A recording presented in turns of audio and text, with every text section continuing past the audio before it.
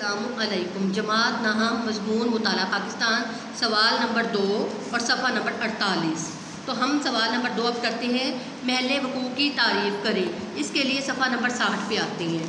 तो ये देखें सफ़ा नंबर, तबई माहौल से मुराद हम महल वक़ू, तबई खदोखाल और आबो हवा वगैरह लेते हैं। जोग्राफी महल वक़ू के लिहाज से पाकिस्तान 24 से 37 दर्ज अर्ज़ बल शुमाली और 61 से 77 दर्ज तूल बल मशरिक़ के दरमियान फैला हुआ है। तो ये इसकी महल वक़ू की तारीफ़ हो जाएगी। अब है सवाल नंबर 2, पाकिस्तान के 4 कुदरती खितों के नाम बताएं। सफ़ा नंबर 69 पर आते हैं।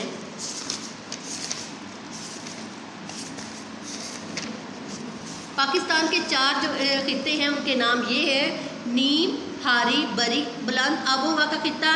नंबर 2 नीम, हारी, बरी सतह मरतफा की आबो हवा का खिता। नंबर 3 नीम, हारी, बरी मैदानी आबो हवा का खिता।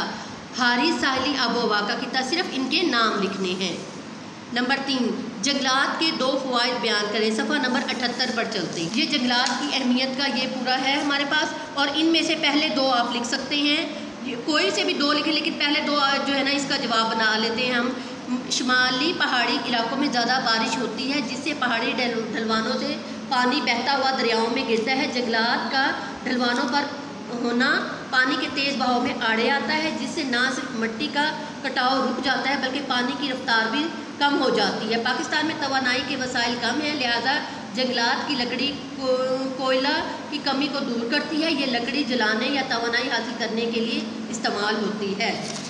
तो सवाल नंबर 4 है, पाकिस्तान में पाए जाने वाले 3 ग्लेशियर्स के नाम। सफ़ा नंबर 73 पे चलते हैं।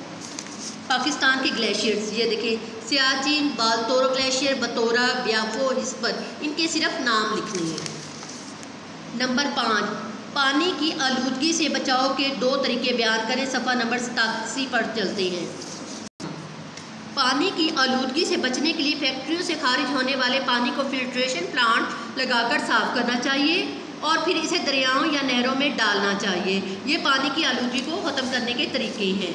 तो इसके बाद हम आते हैं, ये हमारा सवाल पूरा होता है नहीं। इसके बाद हमारा है सहराज़दगी की तारीफ़ लिखें। सफ़ा नंबर 88 पे आती है।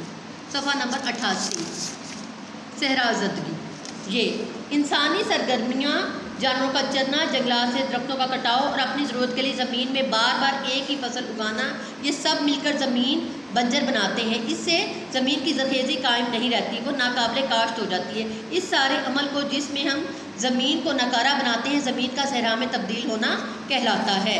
तो ये हो गया सवाल नंबर 6 का जवाब। अब सवाल नंबर 7 है, पाकिस्तान में नहरों की इक़साम के नाम बताएं। सफ़ा नंबर 77 पर पाकिस्तान की नहरों के नाम है तुग़यानी या सैलाबी नहरें, दवामी नहरें, गैर दवामी नहरें और राब्ता नहरें। सिर्फ इनके नाम लिखने हैं आपने। इसके बाद हमारे पास है जंगलात के कटाव के 2 नुकसानात। सफ़ा नंबर 88, ये जंगलात का कटाव, ये हेडिंग है।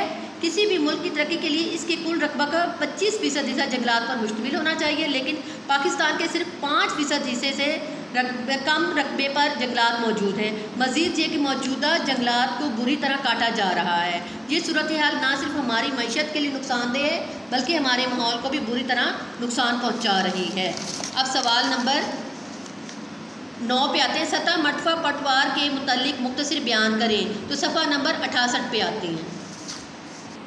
ये सतह मरतफा पटवार का जो है, ये पूरी हेडिंग दी है। सतह मरतफा पटवार के शुमाल में काला चिट्टा और मारगला की पहाड़ियाँ, जुनूब में कोहिस्तान नमक, मशरिक़ में दरियाए जेलम और मगरिब की जानिब दरियाए सिंध बहता है। ये सतह मरतफा समंदर से 300 मीटर से 600 मीटर तक बुलंद है। यहाँ का अहम दरिया दरियाए सवान है, जो यहाँ अपनी वादी बनाता है, जिसे वादी सवान कहते हैं। सतह मरतफा पटवार की सतह बेहद कटी फटी है। अस्सलामुअलैकुम। अब हमारे पास जो है ना सवाल नंबर 3 शुरू हो रहा है। दर्ज झेल तफसीली सवालात के जवाबात याद करें। अब सवाल नंबर 1 है, पाकिस्तान का महल वक़ू और इसकी अहमियत। सफ़ा नंबर 49 पे आते हैं। अब सफ़ा नंबर 59 पे हम आते हैं। ये यहाँ से शुरू होता है और यहाँ पर ख़त्म हो जाता है 61 सफ़ा नंबर, यहाँ तक ये श्रीलंका शामिल है। तो सवाल नंबर 1 पूरा होता है। अब दूसरा सवाल है, पाकिस्तान के तबाही खदोखाल की वजाहत करें। सफ़ा नंबर 61 पे आ जाते हैं। सफ़ा नंबर 61 पाकिस्तान के तबाही खदोखार, पहाड़ी सिलसिले, मैदानी इलाके और सतह मरतफ़ा। और ये सफ़ा नंबर 68 तक है हमारा।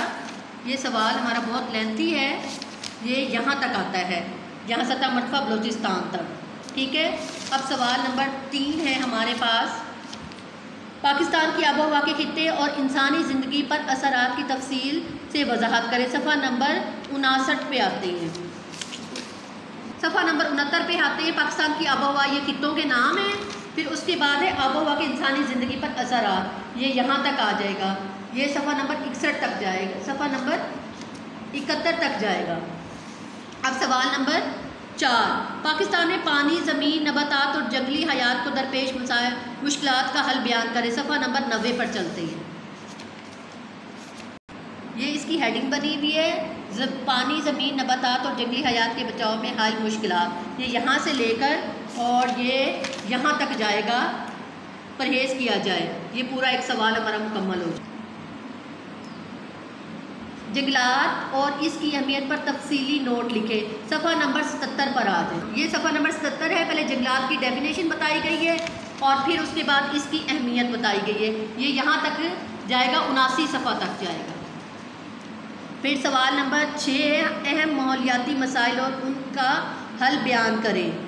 तो ये सफ़ा नंबर, इसका जवाब है सफ़ा नंबर 85 पे, अहम माहौलियाती मसाइल और उनका हल। तो यहाँ से लेके सफ़ा नंबर